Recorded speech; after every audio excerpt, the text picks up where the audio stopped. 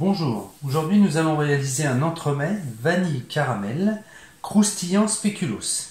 Cet entremets sera en plusieurs parties. La première partie ce sera une ganache chocolat blanc. Ensuite en deuxième partie on fera un crémeux caramel. Ensuite nous réaliserons un biscuit qui sera une génoise. Et après nous ferons notre craquant spéculoos. Donc pour commencer, nous allons faire notre ganache chocolat blanc. Donc pour ce faire il nous faudra 120 g de chocolat blanc, 500 g de crème liquide. Pour la crème liquide, il y a différentes qualités de crème liquide. Donc la qualité, ça va être le taux de matière grasse qui est à l'intérieur. Celle-là, on est à 35% de matière grasse à l'intérieur. Ensuite, nous utiliserons des feuilles de gélatine. Donc il nous en faudra 2. Et c'est tout pour notre ganache. Commençons cette ganache chocolat blanc. Donc je prends un récipient d'eau, je mets mes 2 feuilles de gélatine dedans à tremper, qu'elles se réhydratent. Ensuite, je prends une petite casserole et je mets la moitié de ma crème fraîche, voire un peu plus, que je vais faire chauffer et je vais arrêter à la première ébullition. Voilà, ma crème est chaude, je la verse dans le chocolat blanc. J'attends un petit peu. Et avec une fourchette, je mélange.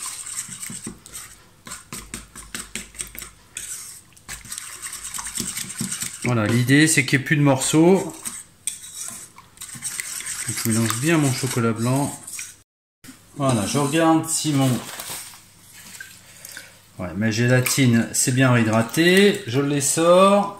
Je la pose sur un sopalin. Voilà, impeccable. Et je la mets dans mon chocolat. Et je mélange. Je mélange bien. Il faut mettre la gélatine pendant que c'est bien chaud. Sinon elle va pas se dissoudre.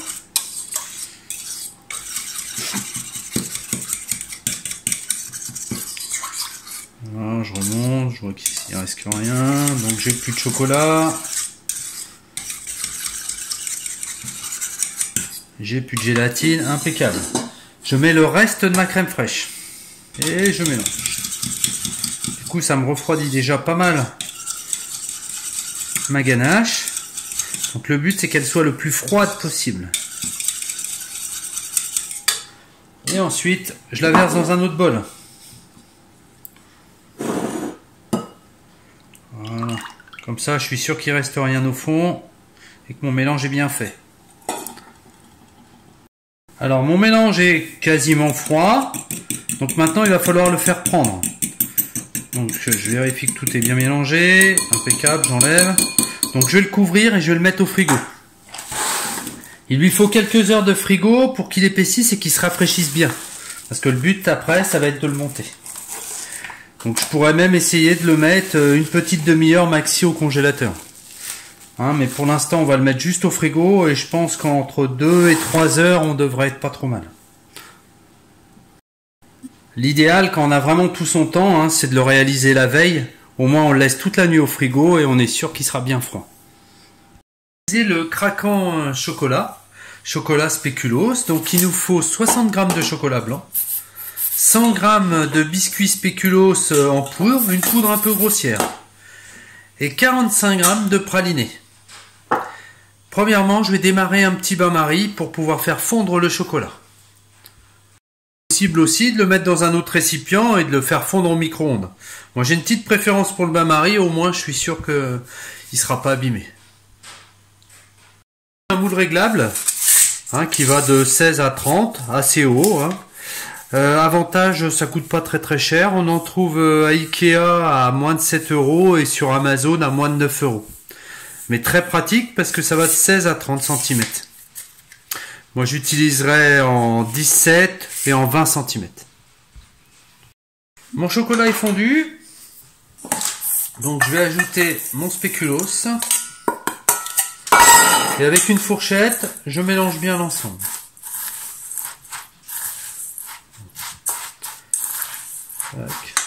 Je rajoute mon praliné.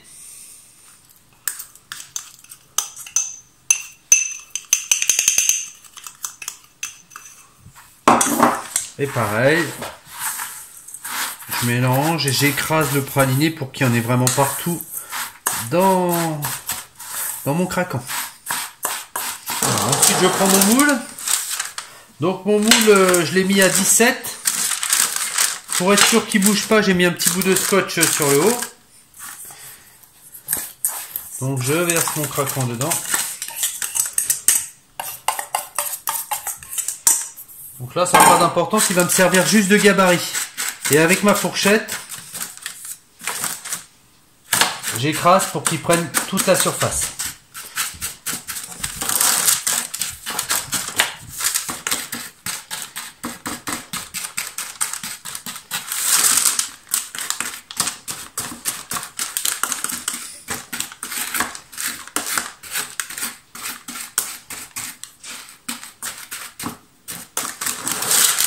Voilà, c'est parfait.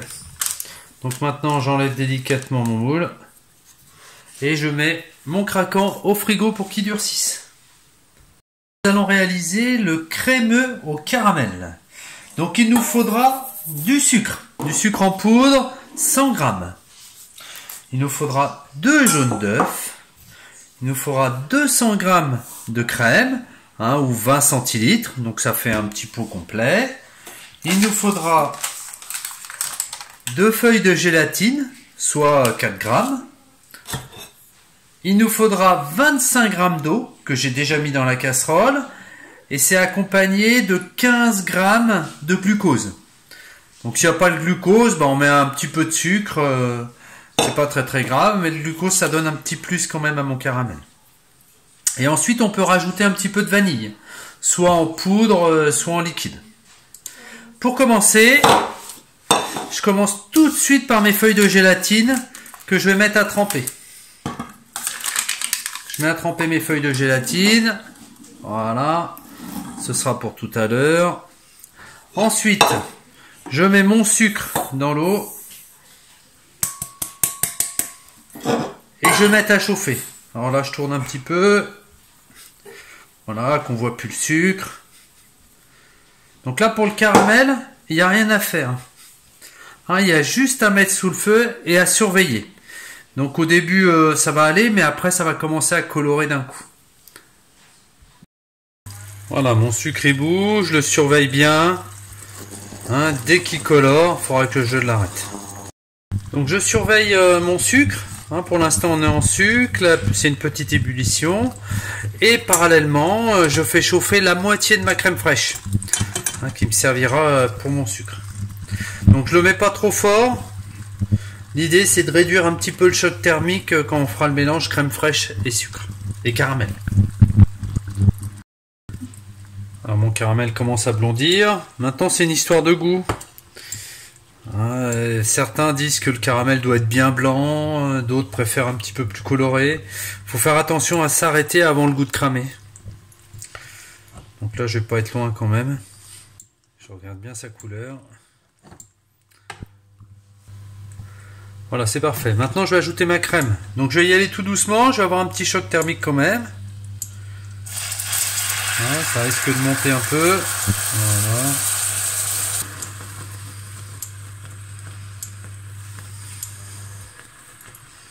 Je vais arrêter mon feu, que ce soit plus facile.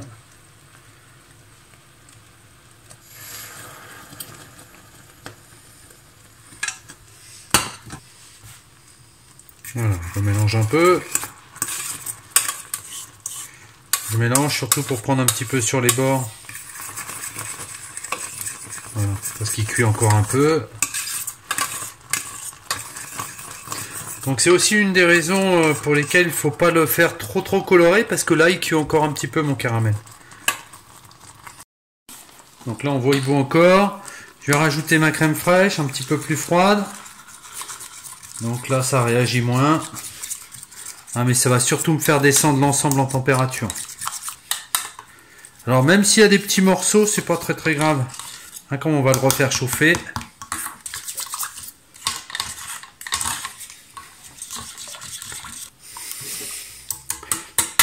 Je vais rajouter mes jaunes d'œufs. Avant je les mélange quand même pas mal. J'aime bien les aérer, c'est une méthode que j'utilise pour les crèmes. Donc là l'idée c'est que je vais le battre.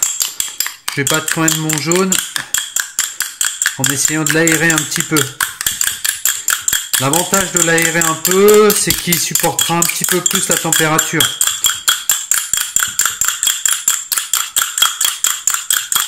Voilà, c'est assez long, hein, mais j'essaie quand même de faire blanchir un petit peu mon jaune d'œuf.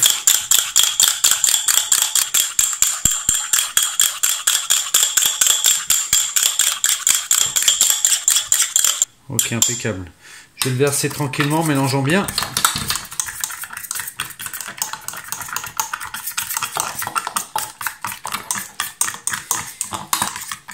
Et maintenant, je vais le remettre à chauffer jusqu'à ce que ça devienne nappant.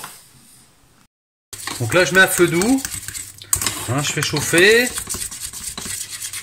Donc vous voyez, mon mélange, il est assez liquide. Ça ne doit pas bouillir. Hein.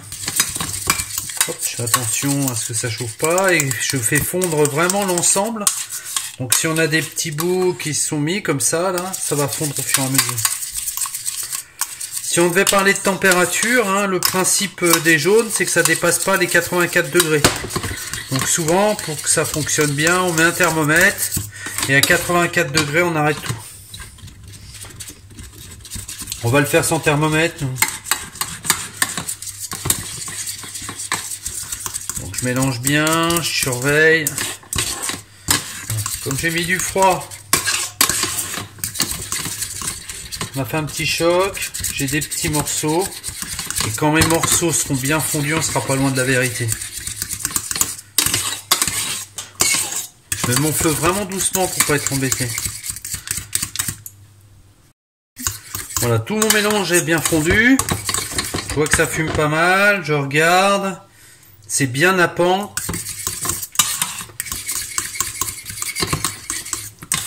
Je vais l'arrêter. On ne doit pas être loin de la vérité. Alors, pour commencer, je récupère ma gélatine. Donc je l'essore bien.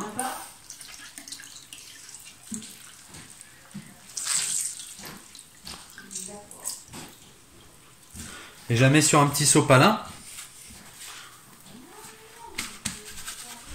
Je l'essuie un maximum. Et je la mets dans mon caramel. Et là je mélange. Et là on voit un petit changement de couleur, c'est bon signe. Impeccable.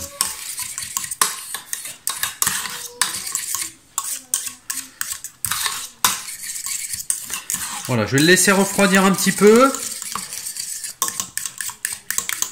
Parce que là je peux pas tout de suite le mettre au frigo ni au congélateur.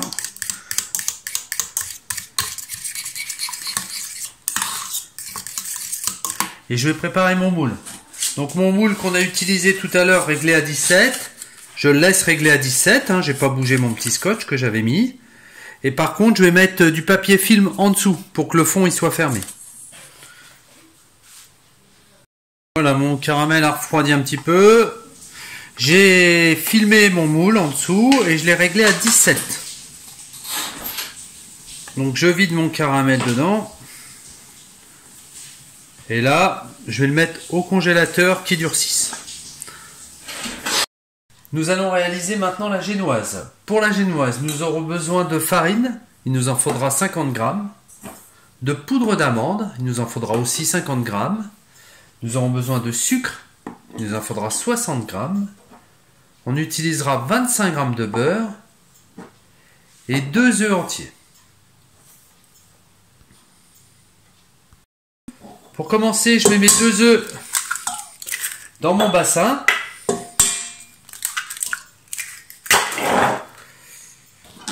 Avec un fouet, je les casse un peu.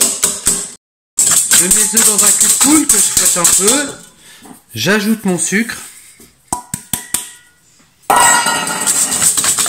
Et maintenant, je vais les faire monter en température à bas main. Voilà, je fouette pour incorporer de l'air. Et je fais monter la température de mon cul de poule. Donc je surveille bien que ce soit pas trop chaud.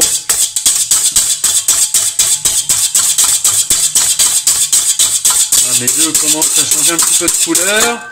Je vois que mon bassin est chaud. Je vais finir au batteur. Voilà. Je mets ma cuve dans le batteur. Je le démarre doucement. Avant, je pense à mettre mon beurre à bain-marie. Je profite de mon bain-marie pour faire fondre le beurre. Voilà, je mets mon batteur assez rapide. Et j'en profite pour allumer mon four que je vais préchauffer à 180 degrés.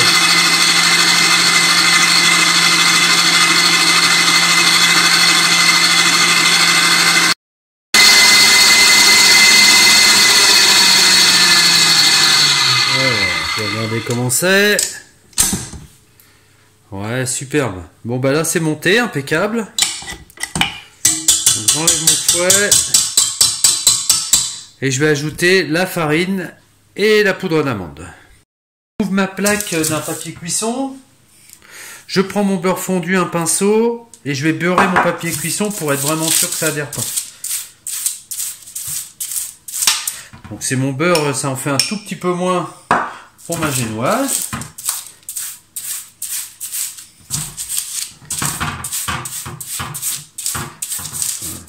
Impeccable. Je mets ça de côté. Pour ma génoise, je verse ce qui me reste en beurre fondu. Ensuite, je vais mettre la farine et la poudre d'amande. Mais je vais la tamiser. Hop. Voilà, je la tamise en direct. Ça permet d'épurer un peu et surtout qu'elle soit plus fine et qu'elle s'incorpore plus facilement dans mon mélange.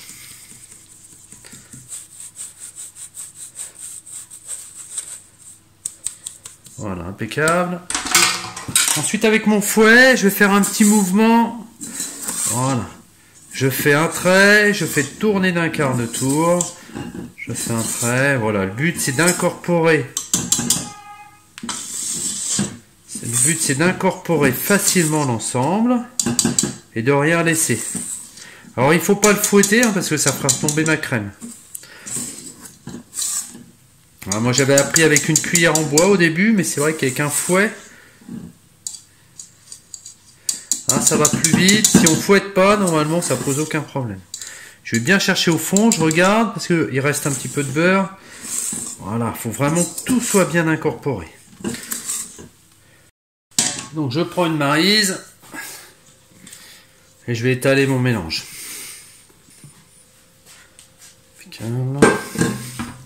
Donc là je vais essayer de lui donner une forme rectangulaire.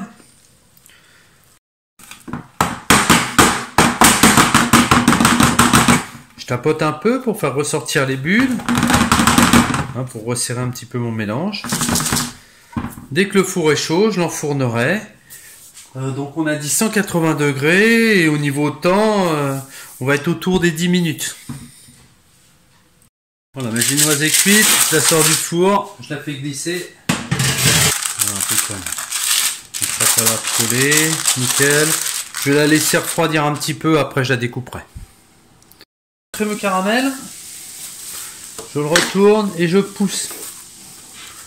Voilà. Voilà, impeccable.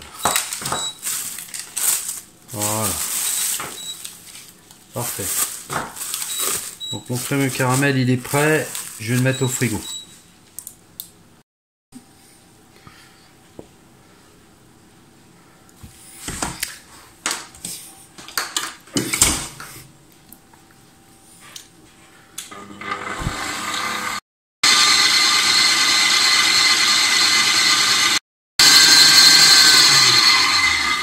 Je regarde comment elle monte, on voit pas bien, voilà, faut y aller encore. Voilà, ma crème tient bien. Ouais, impeccable.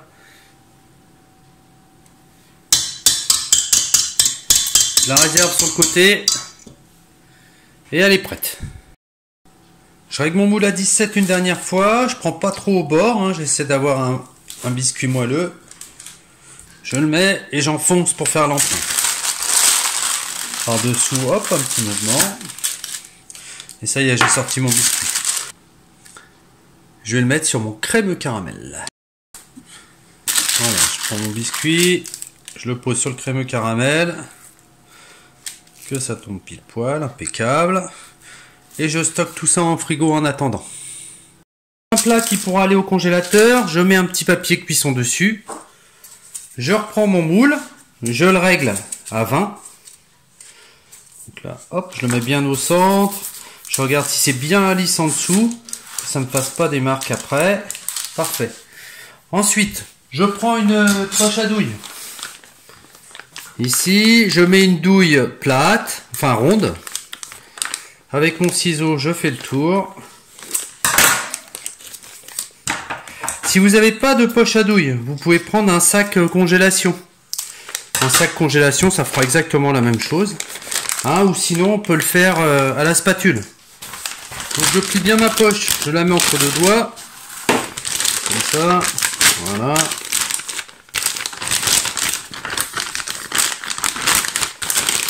Voilà, le grand principe, hein, c'est de mettre les doigts comme ça. On met la poche à l'intérieur. On entoure bien l'ensemble. Ensuite, je prends ma crème. Je prends une Maryse ou une Corne. Et je viens la mettre dedans. Là, je vais en prendre la moitié pour être sûr de ne pas me planter. Et de ne pas en mettre de trop au début. Voilà.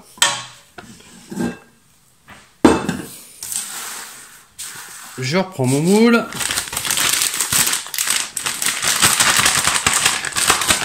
Je vais bien descendre ma crème. Voilà. Donc avec une poche à douille, je le mets à l'intérieur et je tourne. Je tourne et je tourne. Voilà. Je tourne là. Voilà, jusqu'à temps que je vois la crème qui arrive au bout. Parfait. Donc là, je prends mon moule et là je vais aller sur les bords. Et j'en mets une épaisseur, ouais, une grosse épaisseur.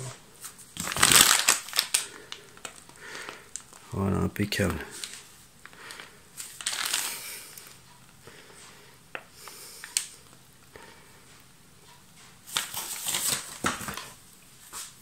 Ensuite, je vais prendre mon craquant. Et donc le côté le plus lisse, je le mets en bas. Donc j'essaie de centrer. Oups. Voilà. Et j'appuie pour que ça s'enfonce. Voilà, que ça s'enfonce, que ça touche quasiment le bord. Voilà, nickel.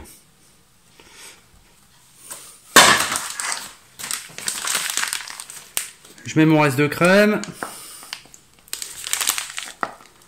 J'ai pas prévu assez, je vais en remettre un petit peu plus. Voilà, et là je vais mettre une fine épaisseur, donc j'en mets juste un peu. Et un petit peu sur les bords. Hein, les bords par contre c'est super important. Voilà. Ensuite avec une petite spatule, j'étale le fond.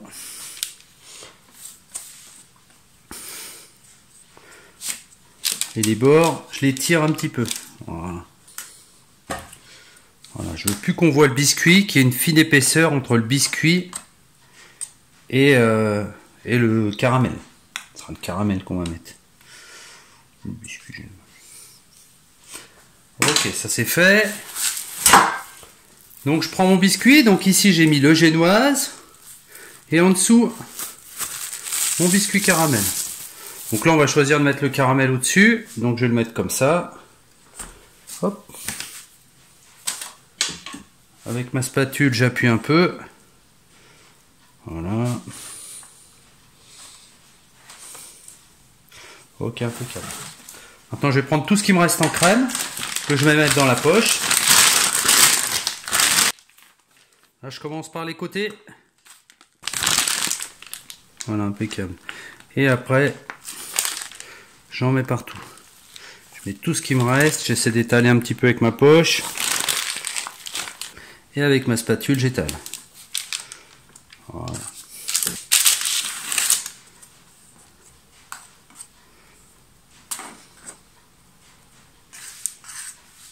Voilà, le but c'est vraiment de recouvrir. Et maintenant de faire aussi un truc lisse.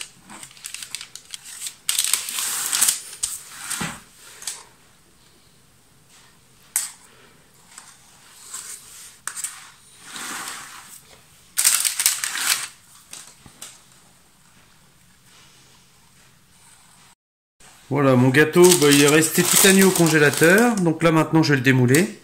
Donc je vais prendre une casserole ou un bol, quelque chose d'assez haut. Je vais le mettre dessus. Et là, je vais chauffer les bords. Donc soit je les chauffe avec mes mains. Voilà, je réchauffe un petit peu les bords. Et je pousse un petit peu pour mettre un peu de pression. Voilà. Voilà, doucement. Et voilà, ça glisse. Une fois que ça s'enlève, on enlève. Et ça y est, mon gâteau est prêt. Voilà, mon gâteau est bien.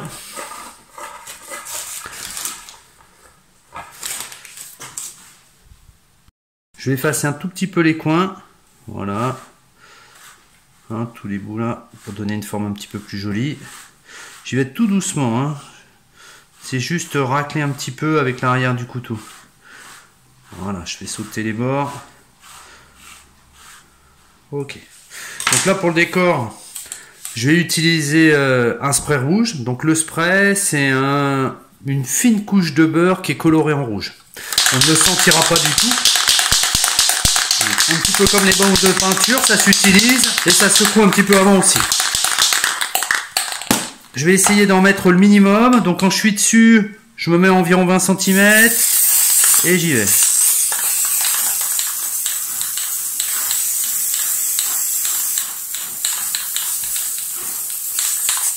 Voilà.